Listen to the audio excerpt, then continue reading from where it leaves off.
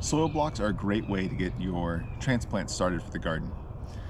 It's a way of making basically a brick of soil using even just a standard potting mix.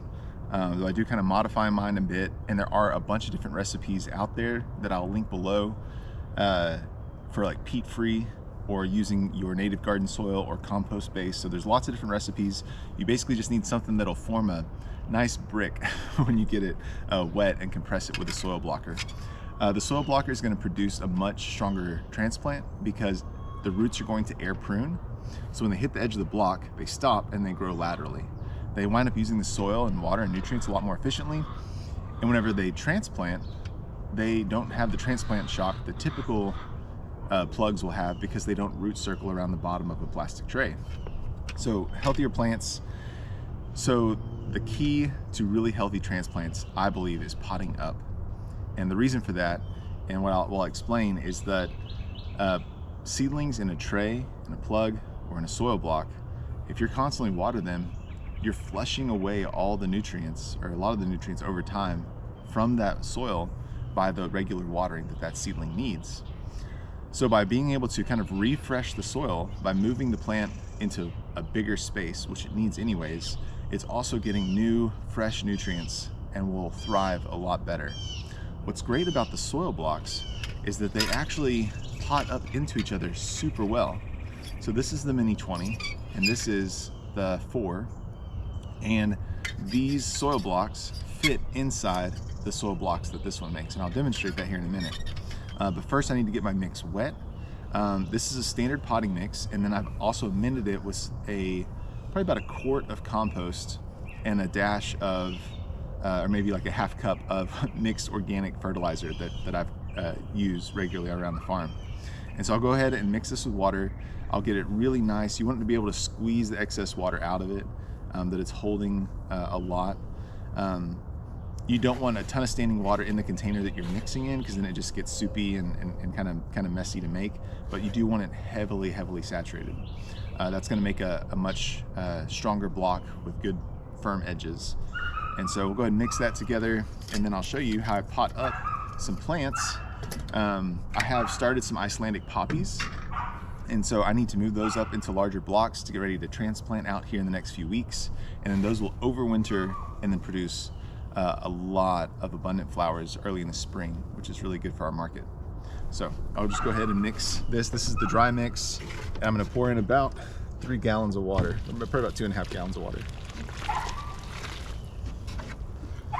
And now I can just mix this, and peat takes a while to absorb too.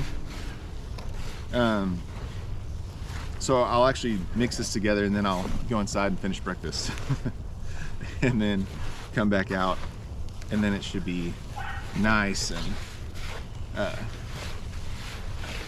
have absorbed all the water deeper into the peat, not just coating the outside of it. Heck, that might have been the perfect amount of water.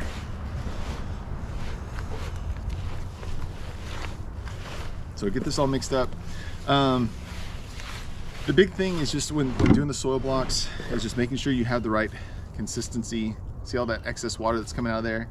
And then when I let go of it, I have my block. It holds its shape. The peat moss helps hold that shape. If you weren't gonna use peat moss, having something that's, you know, kind of like when they used to make bricks out of mud, they would use straw. When they pour concrete, they use rebar. You need something that holds the mix together. So that's either wood pulp or peat moss, or parboiled rice hulls would be another good example. So mix that together, and now I'm just gonna let this sit and kind of finish absorbing all the water.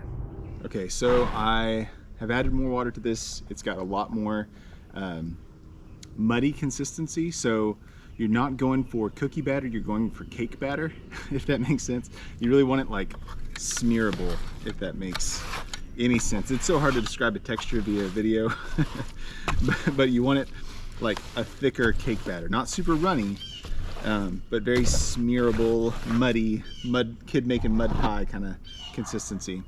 And so what I like to do is I push down on it kind of in straight lines. This works better from a standing position.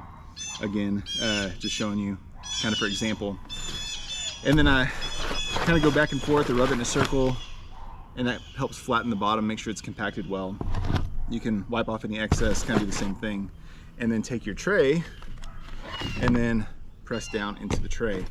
So the first thing I do is I push out the excess water from the top, and then I pull up on the bottom all the way up and then kind of give it a little click. And then there you go. Sometimes when you click it, they might fall apart a little bit, but that's okay. Once the plants start growing in them, they'll look great. And so those are my soil blocks.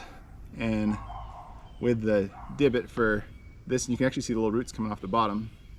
But now I can just place it right in the middle, and it will be perfectly at home in this new block, and will take over really quickly, enjoying all the new nutrients that are in this brand new soil block with the new fertilizer added to it. So it's going to really quickly send roots in all directions to fill out this block. So here's a tray that I've already done, and now I'm just going to take these soil blocks one at a time and just start filling in each of these little holes, and it should really go pretty quick. And also another advantage of kind of doing the soil blocks is they're already watered, so once I have the plugs in there, I can just go put them in the greenhouse or under the grow light, and they're ready to go. I don't have to worry about, I know they're already saturated well, and they're just going to take off. And so let me move this out of the way a little bit. Yeah, so I'm just grabbing, and what's also nice about soil blocks is I can grab, you know, a dozen plants at a time and hold them in my hand.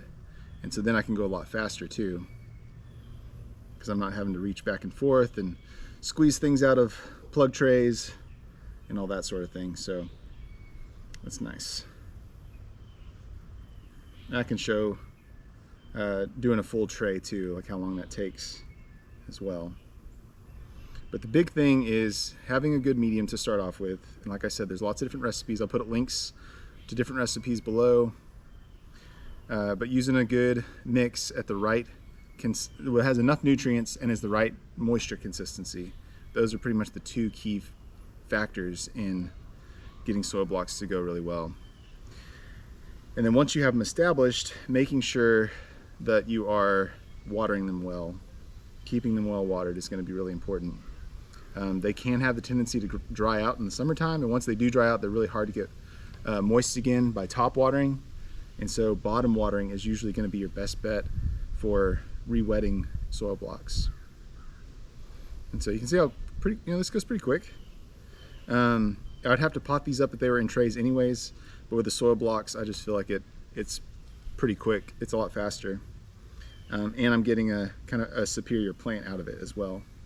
So these Icelandic poppies will get transplanted in about a month, kind of going into our winter, but they'll be in our tunnel, so they'll do pretty well in the tunnel.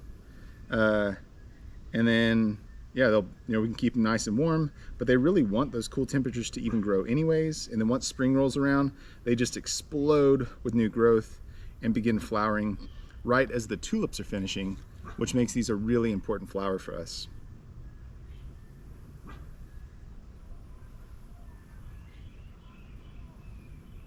So, there we go.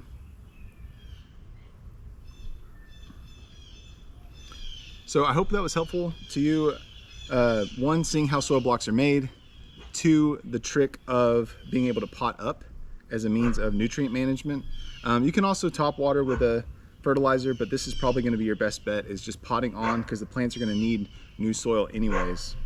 So please leave any questions or comments you have below, and I'd be happy to get to them. Thank y'all.